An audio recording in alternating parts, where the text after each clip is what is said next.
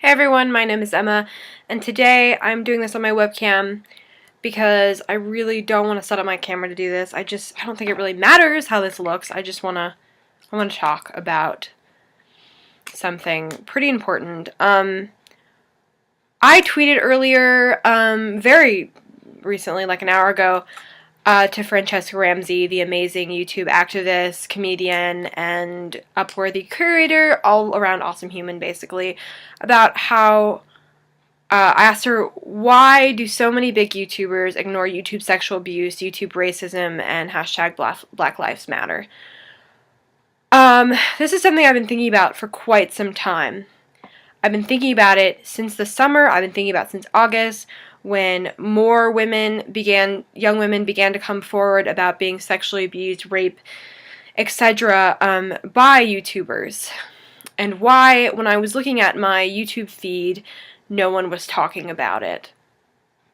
The only people who were talking about it were the people who did not have as much power as the people who weren't talking about it.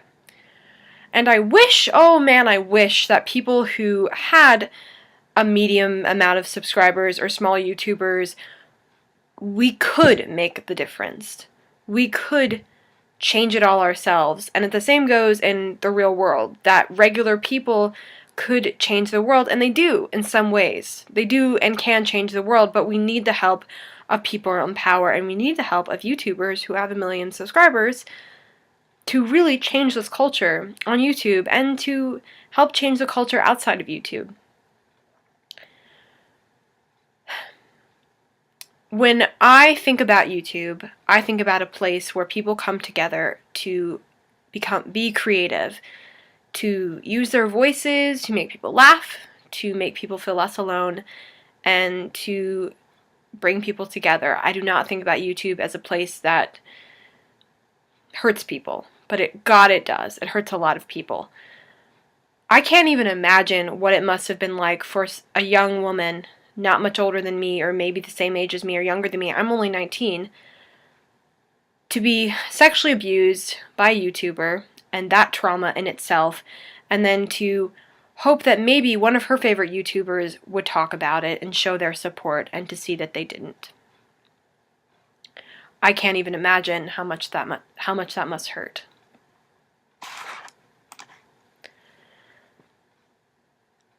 YouTubers in power, just like people in power, because it's the same, have a responsibility to use their voice for good.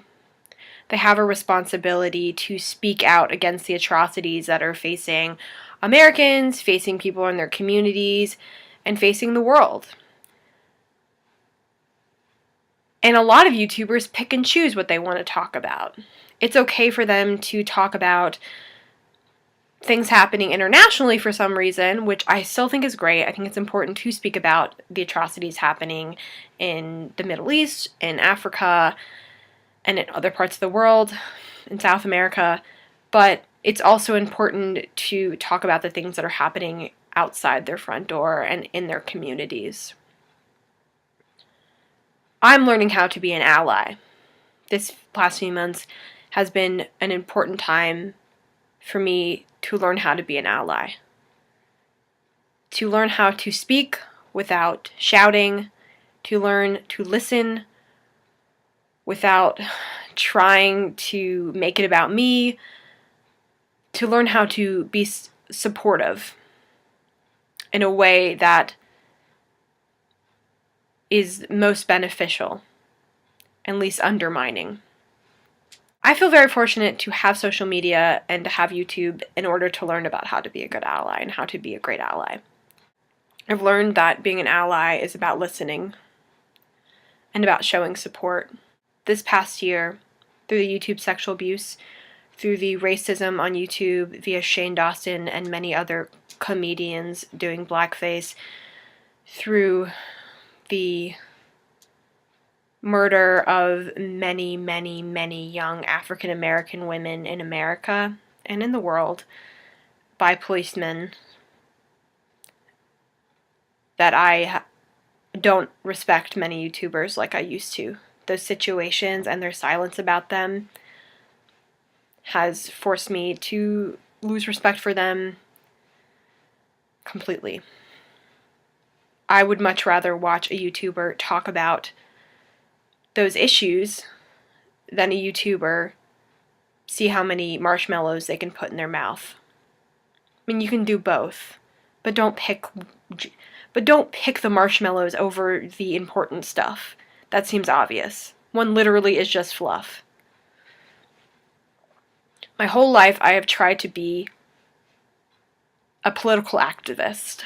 And that sounds ridiculous because I'm only 19, but ever since I was a little girl, I've considered myself a feminist.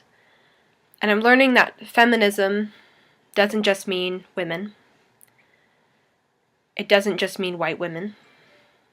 And it seems obvious, but that's just the way that feminism was first brought up.